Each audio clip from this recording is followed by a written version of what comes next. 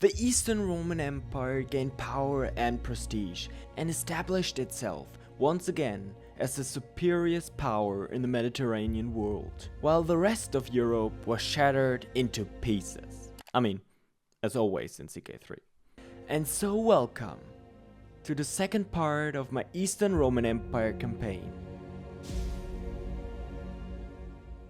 As I already said, most of Europe was shattered, and in the east we destroyed the Sassanids, and thus the eastern borders were safe.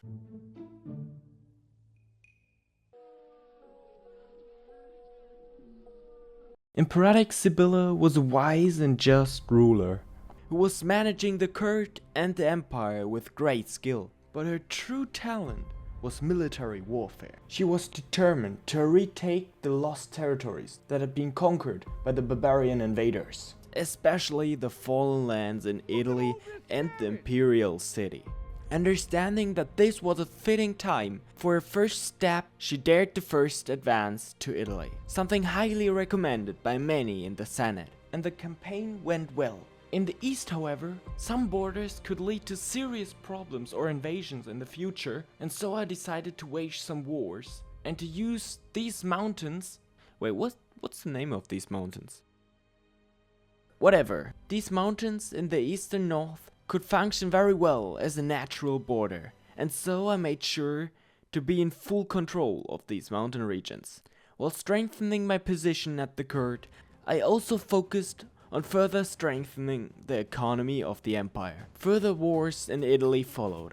Even though the barbarians made up a good fight, the legions were unstoppable. Leading the army from the front lines, they slowly conquered their way in the direction of the Eternal City, ending the campaign with the Reconquest of Capua. And motivated by this success, she ordered the reconquest of Carthage and the general African province, a proposal which was very popular in the Senate. The war went well, at least for a while, cause threatened by our advance in Italy, the barbarians controlling the Eternal City decided to go into the offense.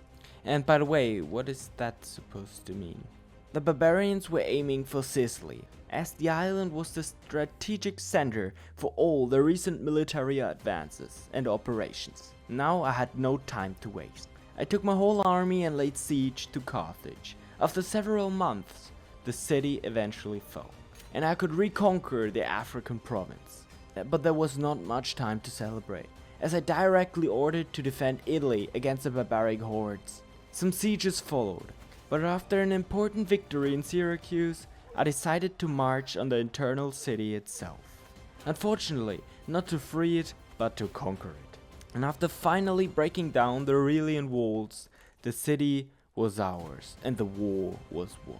But immediately afterwards, I received messages about another invasion at the borders of Dacia, which required my attention. So I quickly sent my forces in the north. Instead of fighting the enemy armies, I just conquered all their land and destroyed their cities.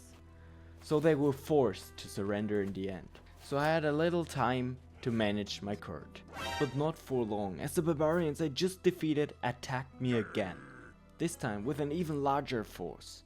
This could have been an epic fight right here, but I was not paying attention for a moment and accidentally gave them access. And if you think that they could cause problems, well, I just handed them over to a vassal and actually never saw them again, so easy as that. So now I had time to focus on the Eastern Border project I started earlier. And so, bit by bit, I conquered the remaining regions along the Caspian Sea and of the Georgian mountains. And so I created a beautiful border. Oh, that's hot. That's hot. The Eternal City was still not reconquered, but Sibylla desperately wanted this achievement, and so she marched towards Rome and their defenders. After smashing the barbarians near Capua, something magical happened. The city rebelled against their occupiers, and thus the war was won in a way that would make every true Roman proud. Through this achievement, I had tons of new available decisions. For example, to restore the Praetorian Guard.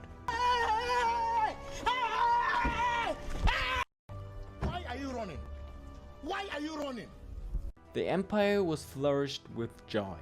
Under the leadership of Silvia, the Roman Empire would once again rise to greatness. Some minor wars in Africa and Persia followed, but overall, the Romans were enjoying the moment.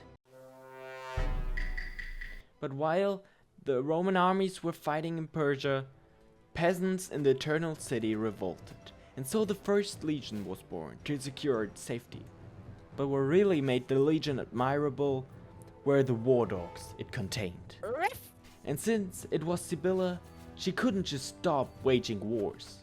And so she challenged the Vandals again and conquered new territory, beginning to secure the Mediterranean, then taking revenge on the remaining northern tribes who once immigrated and invaded us. Unfortunately, these new lands were not at all profitable and they were extremely underdeveloped, and I had to spend a lot of gold to develop and feudalize them. Ambitious as she was, she launched another large-scale invasion on Britannia. Britannia? Italy. What the fuck? Ambitious as she was, she launched another large-scale invasion on Italy, but was attacked by other tribes as they saw this as a huge chance for them to weaken the Roman Empire. And it was indeed a great play. Nevertheless, the war in Italy made good progress and new territories were conquered.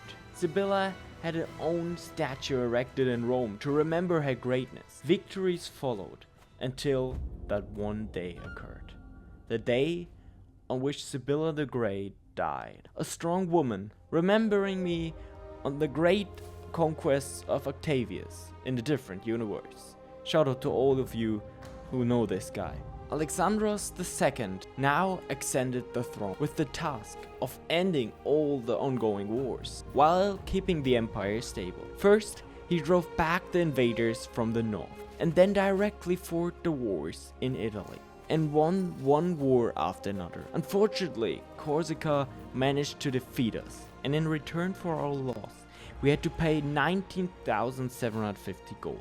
Which bankrupted the empire immediately, and so Alexandros avoided wars or spending money at all costs. During this peace, he dealt with the Hellenic culture and the suggestion from the Senate to rework it and diverge from the Hellenic to the Greco-Roman culture instead, as this was much more suited, especially now that we hold large parts of Italy and thus a Roman population. Over time, the empire managed to recover from its financial crisis, and in the year 591 AD, Alexandros could finalize his plan and idea, and so the Greco-Roman diverse happened. The emperor died not long after fulfilling his mission, and so his 13-year-old son rose to power. In the meantime, our Illyrian allies had also conquered their way to Italy. The young emperor wanted to build on his grandmother's success, and so he declared war against Sardinia and the Vandals. But these wars did not go as planned, and so the empire lost again against Sardinia